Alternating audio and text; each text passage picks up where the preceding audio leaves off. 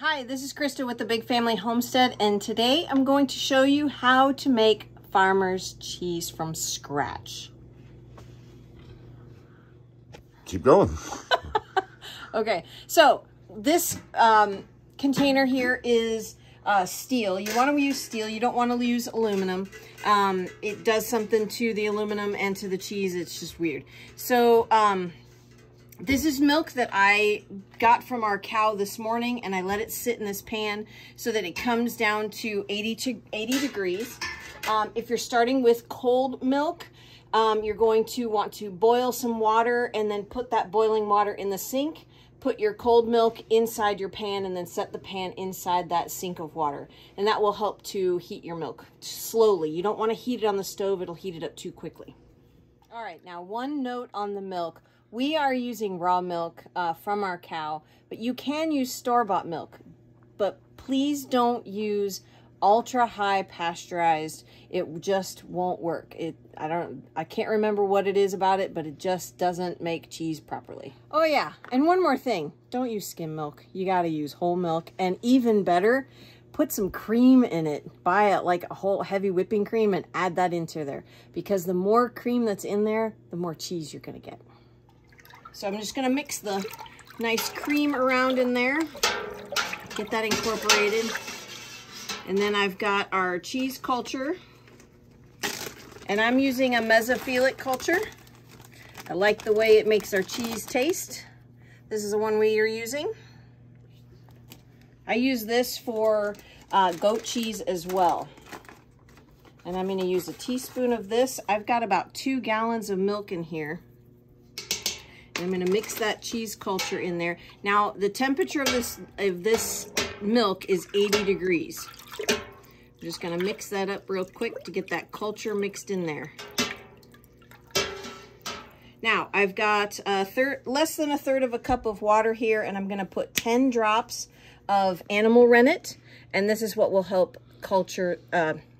curdle the milk.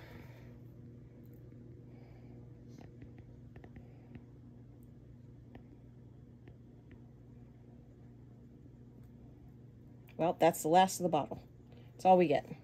Now, we're going to incorporate this, and we're going to mix it just a few times, and the reason I'm using this is so that I don't stir up the milk too much. You don't want to stir it too much. So we're going to pour it over the top of these slats and go up and down just to incorporate that rennet just 3 or 4 times, and then that's it. Now, I'm going to put the lid back on this, and we're going to leave this for 12 hours, just untouched. You're not heating it. You're not doing anything. You're just going to let it sit for 12 hours. All right, so we've waited our time, and here's what it looks like. It is a nice, big clump of cheese, and you can see that the whey has separated out. The cream has come to the top. It sits right on top. It's really, really cool. Show you what it looks like.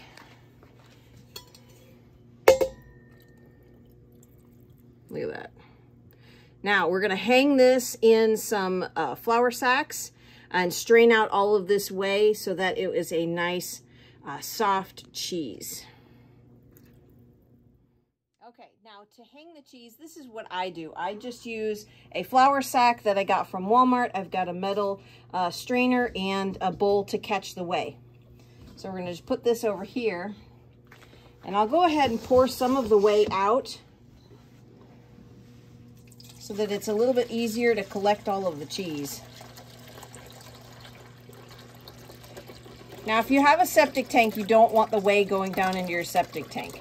This is great to save. You can use it to make bread, boil noodles, make rice, feed back to your chickens. If you have pigs, you can feed it to your pigs. It is such a great source of protein for them. Now, I will take this cup here, and I just scoop it out. And carefully, I try not to plop it in there because it makes a big mess. I just kind of slowly pour it in there, just to where this is full. Sorry about the noise. All right, now what I'll do is I'll draw up the 4 corners. making sure that I have all of the slack out of it. I don't want any of the cheese slipping through those corners. And I've got just a scrap piece of twine actually that I saved from our feed sacks from our animals.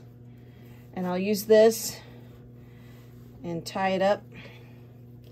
I use a butcher's knot because it ties it really nicely. And then I make another loop here so that I can hang it.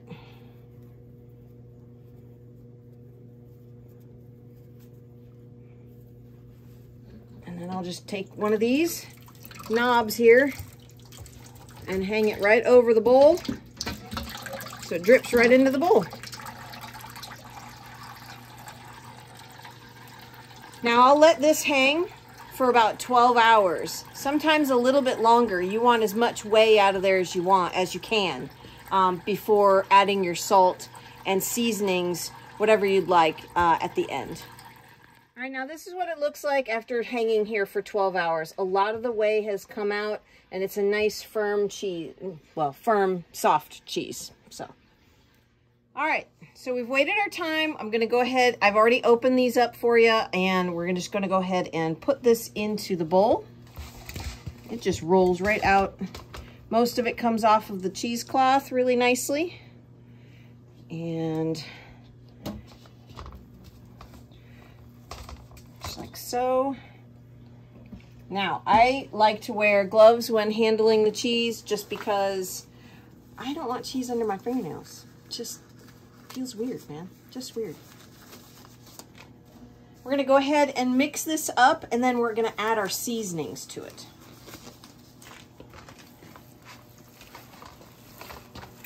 Now, you have to add salt to this. That's the reason for the salt, is it ends the culturing process. So you can add a little bit, you can add a lot of it, you can add whatever you like, whatever kind of salt you like, but you have to add salt.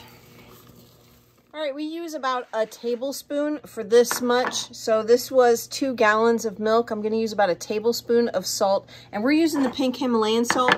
I just like the minerals that are in there, and I like that there's no iodine. It really adds some nice flavor. But if you are using table salt, please use less, because you'll add too much salt. There we go. Now we're gonna go ahead and add our other seasonings. I really like adding basil and oregano, so I've got an Italian seasoning here from Thrive Life, love it, and their freeze-dried garlic. This just makes a delicious cheese. And I'm not rehydrating this garlic, I'm adding it straight to the cheese because any moisture from the cheese is going to rehydrate that garlic and the seasonings.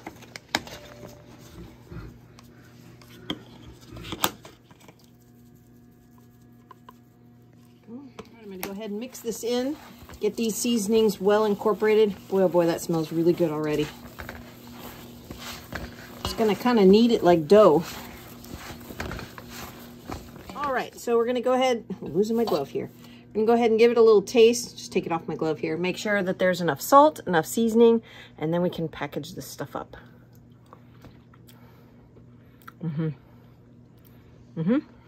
Oh yeah. Definitely. Excellent cheese. All right, last step, we're gonna take a piece of parchment paper and we're gonna roll these into log shape and freeze them or give them away or serve them at parties, or heck, just use them for every day. This is just delicious cheese. I'm gonna use the parchment just to kind of shape it a little bit. And then just tuck and roll here. And then we're gonna roll up the ends. Like this, and then like I said, this freezes really, really well, and you just sit it out on the counter. I've actually even put it in a Ziploc bag and put it in some warm water, and it thaws really, really quickly. But this is delicious farmer's cheese that's super easy to make. I'm Christa with the Big Family Homestead, and you have an amazing day.